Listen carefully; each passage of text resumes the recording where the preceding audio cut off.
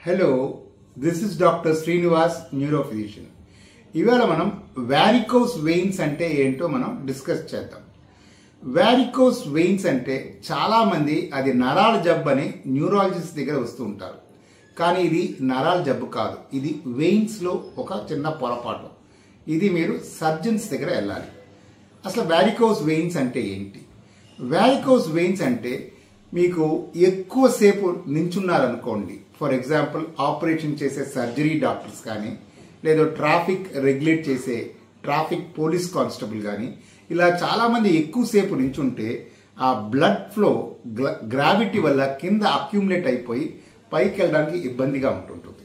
So ఎప్పుడైతే blood ఎక్కువ కింద గ్రావిటీ వల్ల ఉంటుంటుందో అది పైకి వెళ్లకుండా అక్కడ స్టాగ్నేట్ అయ్యి అలా చుట్టుకుపోతూ ఉంటుంది.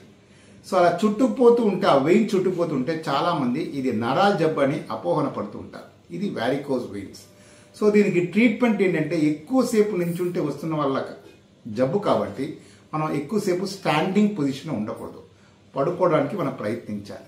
లేకపోతే ఒక్కోసారి మనం పడుకున్నప్పుడు కాలు కూడా ఒక 2-3 తలగలు పెట్టి కాలు పైన పెట్టుకోవాలి. లేదా టైట్ స్టాకింగ్స్ వేసుకోవాలి.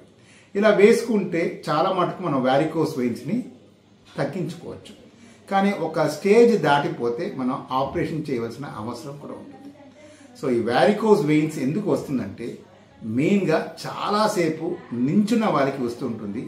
ఆ భూ ఆకర్షణ గ్రావిటీ వల్ల రక్తనాళాల కిందకి వెళ్ళిపోయి స్టాగ్నేట్ అయిన వల్ల వస్తూ ఉంటుంది. So as far as possible మనం నించున్నా కూడా వెంటనే రెస్ట్ తీసుకోవడం లేదా పడుకోవడం లేదా కూర్చోవడం చేస్తూ ఉంటే చాలా మటుకు దీన్ని అవాయిడ్ చేయొచ్చు. ఇది varicose veins. This is Dr. Srinivas, neurophysician. Thank you.